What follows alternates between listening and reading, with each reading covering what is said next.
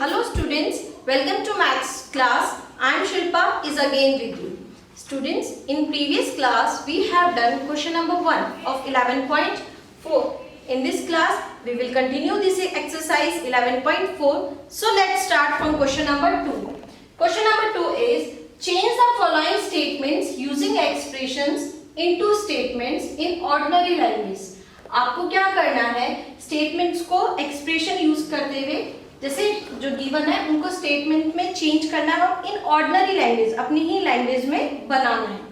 जो स्टूडेंट्स हमारा question number 1 था, हमने उसको क्या किया था, स्टेटमेंट जो गिवन थी उसको एक्सप्रेशन में यूज करते हुए मींस उसकी हमने एक्सप्रेशंस बनाए थे। इस बार आपको क्या गिवन है, सिंपल से स्टेटमेंट गिवन है, उसमें एक्सप्रेशन दिए हुए हैं आपको और उससे आपको ऑर्डिनरी लैंग्वेज में उसको स्टेटमेंट बनानी है।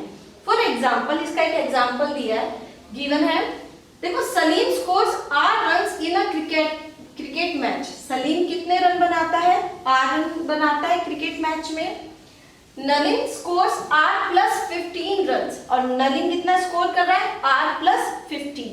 ठीक है, अगर मैं इसको इन ऑर्डिनरी लैंग्वेज में बनाऊंगी इसकी स्टेटमेंट तो क्या बनाई है, देखो इसने Nalin scores 15 runs more than Salim. Nalin ने कितना स्कोर किया, 15 रन्स बनाए, किससे ज्यादा, सलीम से ज्यादा। आप खुद देखिए, सलीम के रन थे 8 और हमारे नलिन के स्कोर जो थे वो थे 8 + 15, तो 15 एक्स्ट्रा है, तो अब 15 मोर देन है, किससे, सलीम से। तो हम इसकी स्टेटमेंट क्या बनाई, Nalin scores 15 runs more than Salim.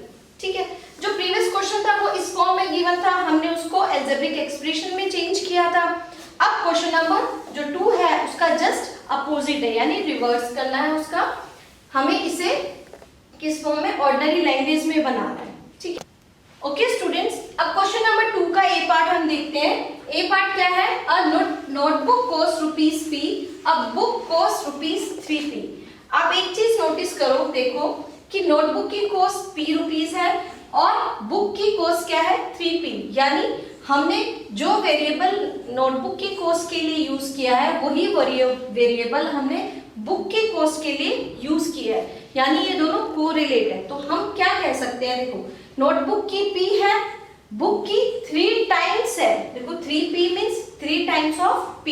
तो हम इसको ऑर्डिनरी लैंग्वेज में अगर बनाएंगे तो क्या लिखेंगे, the cost of a book, the cost of a book is 3 times of a notebook। Notebook की कॉस्ट का 3 टाइम्स है बुक की कॉस्ट। ठीक है, तो हमने इसको ऑर्डिनरी लैंग्वेज में लिख दिया। तो इसी तरीके से जो इस क्वेश्चन के बी और सी पार्ट है वो आप इजीली सॉल्व कर सकते हैं, आप उसे ट्राई करके देखेंगे। Okay students, now we will solve part D. Jaggu is Z years old। Jaggu कितने साल का है, Z years का है। His uncle is 4Z years old। उसकी जो अंकल की एज है उसकी 4, देखो Z है यानी 4 टाइम्स उसकी हो गई, एज के 4 टाइम्स है। And his aunt is 4Z - 3 years old। जो उसकी आंट है, देखो 4Z उसके अंकल की एज है, उससे अगर मैं 3 माइनस कर रही हूँ तो उसकी आंट की एज आ रही है ना।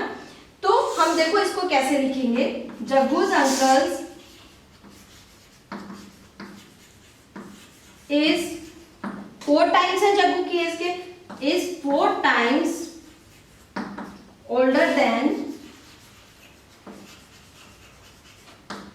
जग्गू। ठीक है, अब उससे वो 4 टाइम्स बड़े। अब उसके बाद क्या होगा, उनकी आंट की age, his aunt is 3 years, देखो माइनस हो रहे हैं तो इज 3 years छोटी हुई ना, younger than 3 years, younger than किससे छोटी है, जग्गूज uncle.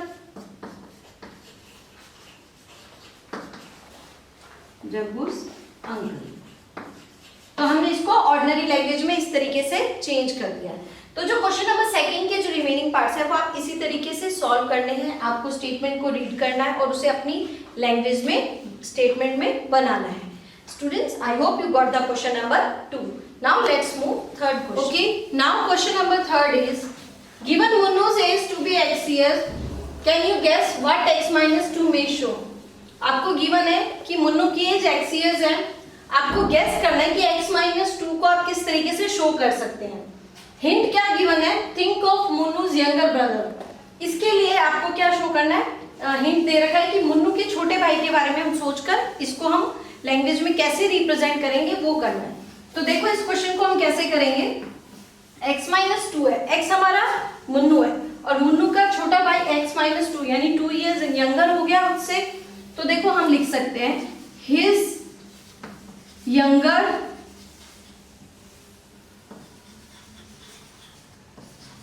brother is 2 years less than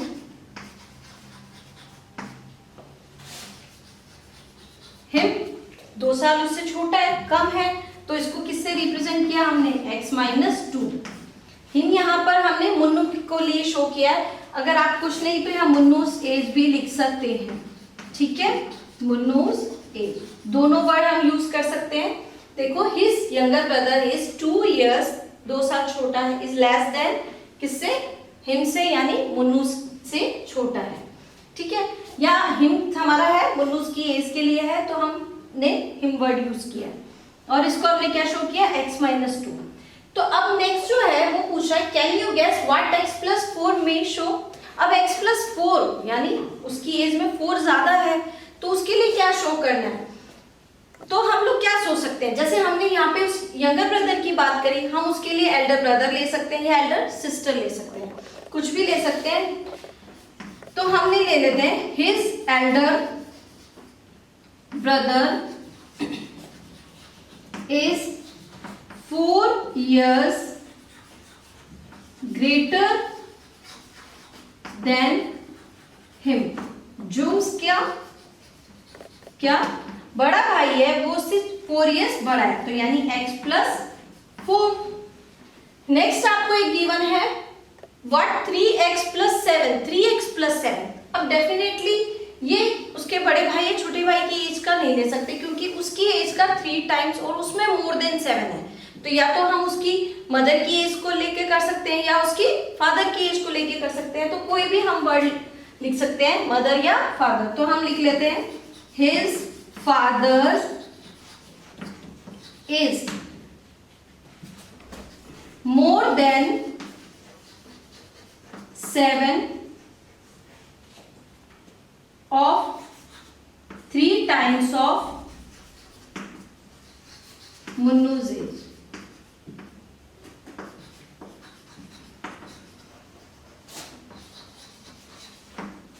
His father is more than 7. उसके पापा 7 ज्यादा है. ऑफ किसका? 3 times of Munnu's age. तो उसके मुन्नूज की एज के. तो हमने 3x plus 7 को इस तरीके से सॉल्व किया. जो स्टूडेंट क्वेश्चन नंबर 3 का बी पार्ट है उसमें आपको क्वेश्चन दिया हुआ है सारा की एज का गिवन है. तो देखो अगर मैं सपोज बात करती हूँ अपनी एज की, तो अगर सपोज हम अपनी एज x years मान के चलते हैं फॉर एन एग्जाम्पल, और मैं x minus 3 लिख रही हूँ, इट मीन्स मैं 3 years बैक जा रही हूँ तो वो पास्ट का हो गया. और सपोज मैं लिखती हूँ x plus 3, तो प्लस 3 यानी मैं 3 years आगे जा रही हूँ, वो मेरा फ्यूचर की एज के लिए हो गया. तो आपको जो एक्सप्रेशंस गिवन है उसमें आपको ये देखकर बताना है कि कौन से पास्ट के लिए शो कर रहे हैं और कौन से फ्यूचर्स के लिए शो कर रहे हैं. तो वो आप easily question number B solve कर सकते हैं. जो क्वेश्चन नंबर 3 का सी पार्ट है उसमें भी आपको हिंट गिवन है तो आप उसे ट्राई कर सकते हैं इसी तरीके से. I hope you got the question number 3. In this class we have completed this exercise 11.4. In next class we will start our new exercise 11.5. Thank you students.